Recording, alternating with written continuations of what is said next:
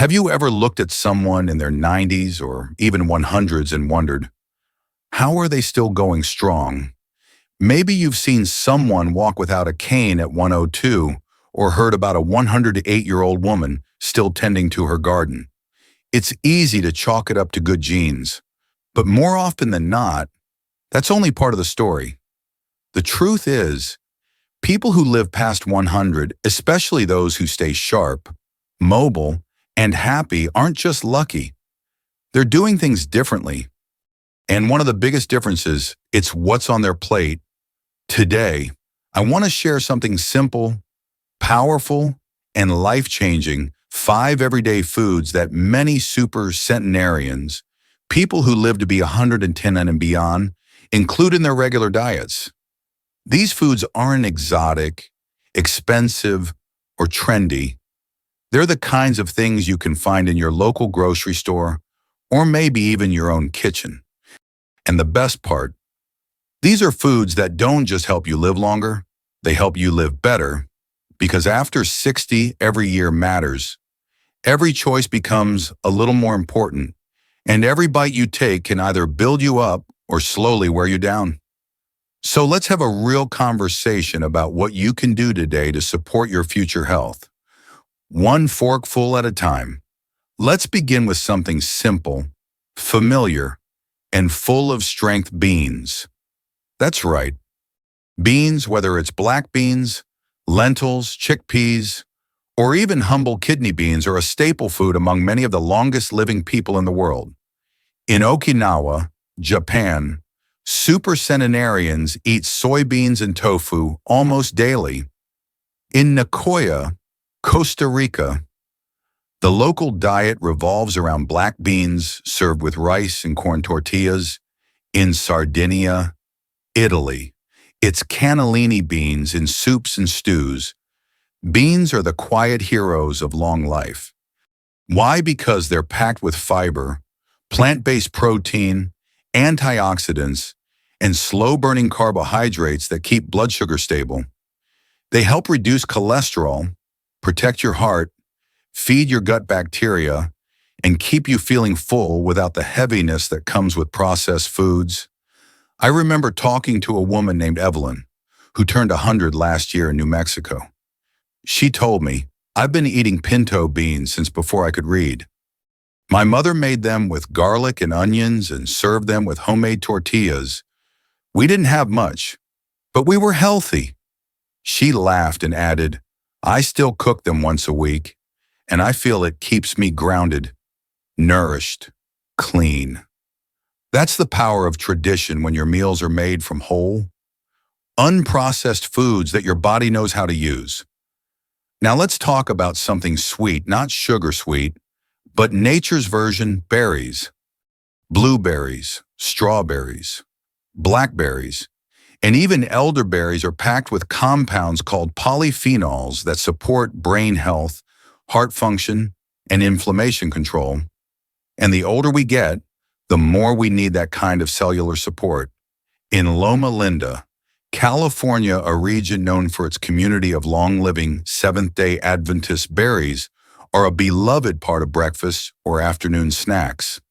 Many Adventists avoid processed sweets but turn to fruit for natural flavor and energy. And among them, it's not uncommon to see people in their 90s riding bikes or gardening with vigor.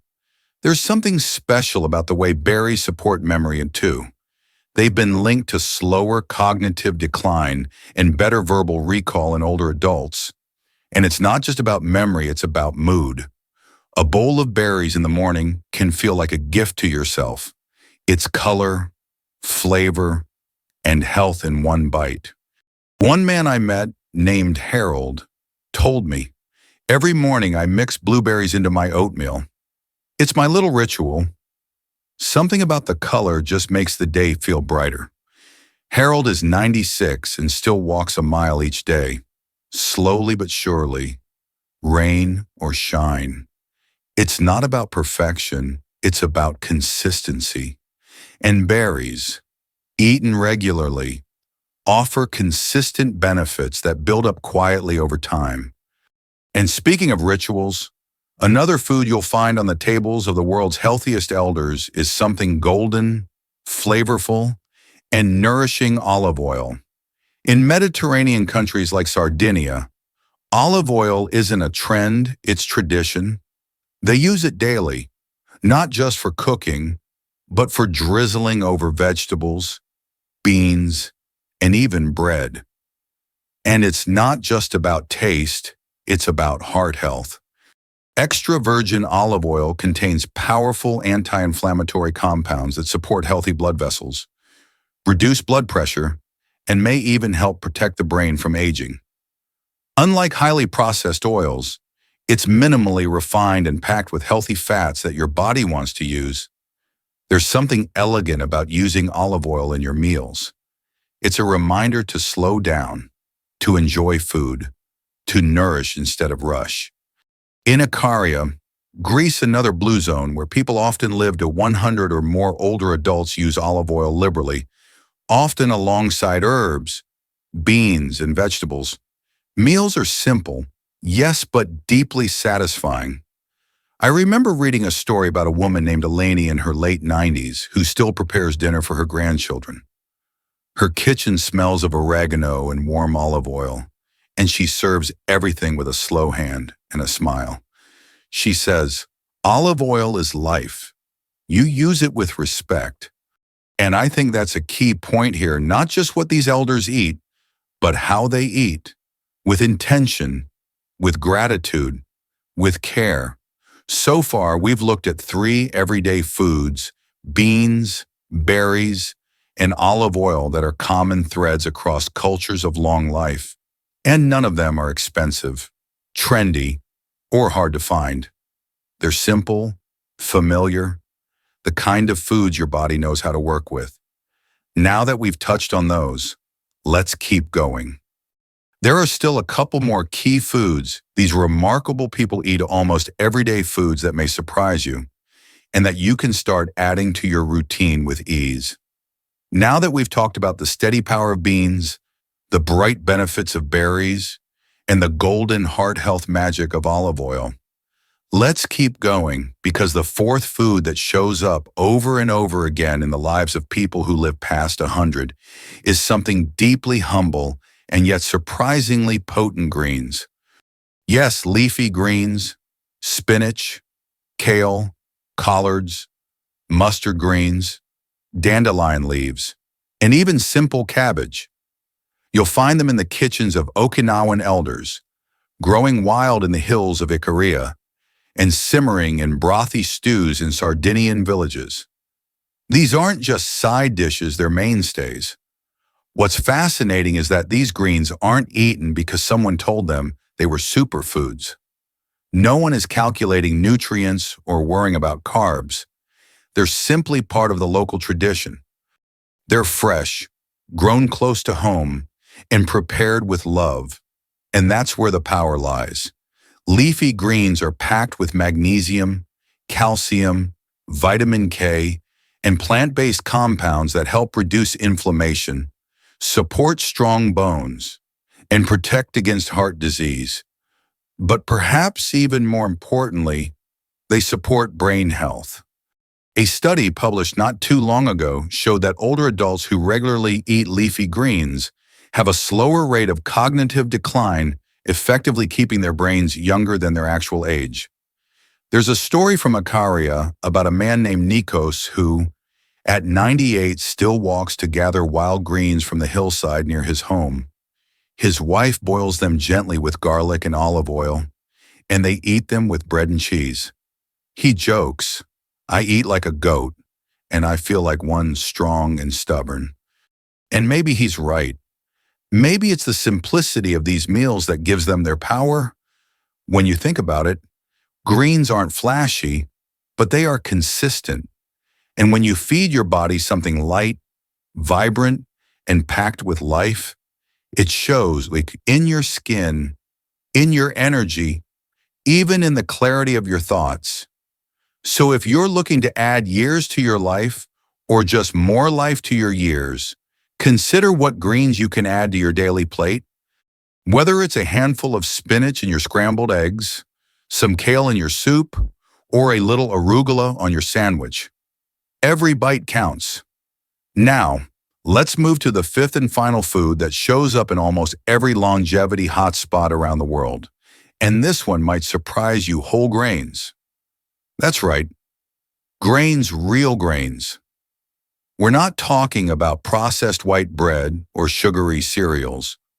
We're talking about oats, barley, millet, rye, brown rice, and even corn in its unprocessed forms. In many long-living cultures, whole grains are the foundation of daily meals. In Nicoya, elders start their day with corn-based tortillas. In Loma Linda, oatmeal is a common breakfast staple. In Sardinia, hearty breads made from whole grains are shared at family meals. Why do grains matter? Because they're a steady source of energy. They digest slowly, keeping blood sugar stable.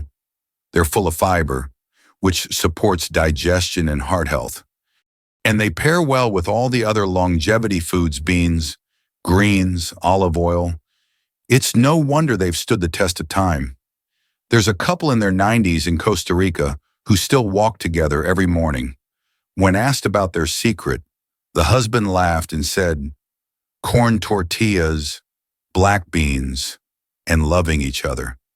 And when you see the way they move and smile, you can tell whatever they're doing, it's working. In many ways, whole grains are the glue that holds these diets together. They're filling, affordable, and grounding. They connect people to tradition, and they remind us that the things we need most aren't always the ones that come in a shiny package. If you're not eating whole grains daily, consider how you might start. Oats in the morning with a few berries, barley in a soup, a slice of whole grain bread with olive oil. Small changes that feel natural and that your body will thank you for. What's remarkable about these 5 foods: beans, berries, olive oil, greens, and whole grains, is that they aren't complicated. There's no special brand, no exact measurement, no strict rule. The elders who live the longest don't obsess over macros or eliminate entire food groups. They eat what's fresh, what's local, and what's been trusted for generations. They sit down to meals, not in a rush, but in rhythm. Meals are not just fuel, they're community, connection, celebration. And while the foods nourish the body, the act of eating together nourishes the soul. That's something I think we often forget, especially in modern life. We get caught up in what to eat, how much, what not to eat, what time to eat. But longevity isn't just about food. It's about how we relate to food.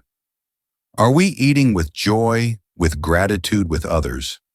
So as you think about what you're eating, also think about how you're eating. Are you rushing through your meals, or are you sitting down, breathing between bites, maybe even blessing your food with a moment of silence? Because the people who live to 100 don't just eat differently, they live differently. They value simplicity. They move with intention. They connect with others. And yes, they nourish their bodies with foods that support their longevity, not just once in a while, but every day. By now, you've probably started to notice a pattern. The people who live the longest, those strong, smiling men and women in their late 90s, their 100s, even beyond, don't follow a trendy diet. They don't count every calorie or eliminate entire food groups in the name of health. What they do is far simpler and far more powerful. They eat real food, whole food, food that comes from the earth and is prepared with care. Beans, berries, olive oil, leafy greens, whole grains. Nothing fancy, nothing new. Just the kinds of foods your grandmother might have served you and her grandmother before her. There's wisdom in that kind of tradition. And here's the good news. You don't have to change your entire diet overnight to benefit from what these supercentenarians have taught us. You don't need to move to a blue zone or live on a mountain. You can start exactly where you are with one small shift, one nourishing choice at a time. Maybe it's replacing your morning toast with a bowl of oats and blueberries. Maybe it's swapping out a packaged snack for a handful of cooked beans with a little olive oil and herbs. Maybe it's preparing a leafy green salad each evening before dinner, drizzled with lemon juice and a touch of salt. And while you're at it, maybe you sit down when you eat. Maybe you take a deep breath before your first bite. Maybe you share the meal with someone else, or if you're alone, maybe you still light a candle or play soft music and enjoy it like you would if you were feeding someone you love.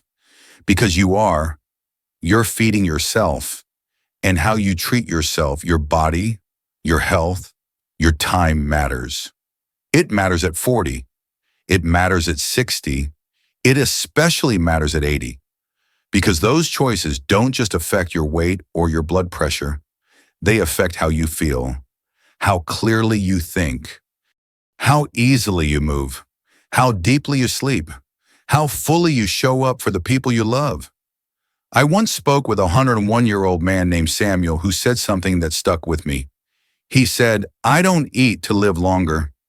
I eat to live better, and the longer part just happened." That's a mindset worth carrying with you. Living well after 60 isn't about restriction or punishment.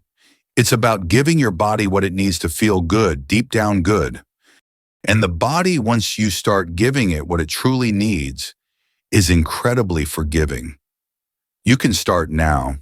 It's never too late. You're not behind.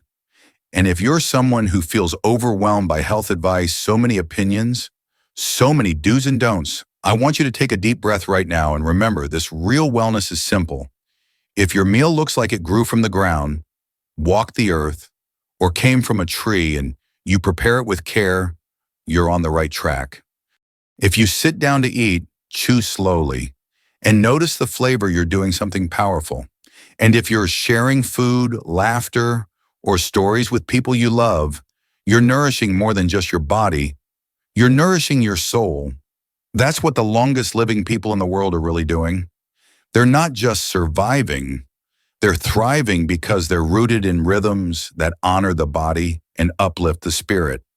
So here's my challenge to you: pick just one of these 5 foods we've talked about: beans, berries, olive oil, leafy greens, or whole grains, and make it part of your daily routine.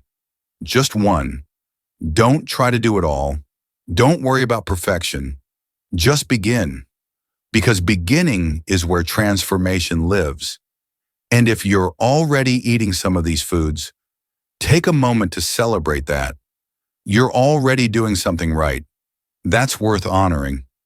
In the comments, I'd love to hear from you. What's one food you eat regularly that makes you feel good? Or, if you're just starting out, which of these 5 longevity foods are you excited to try?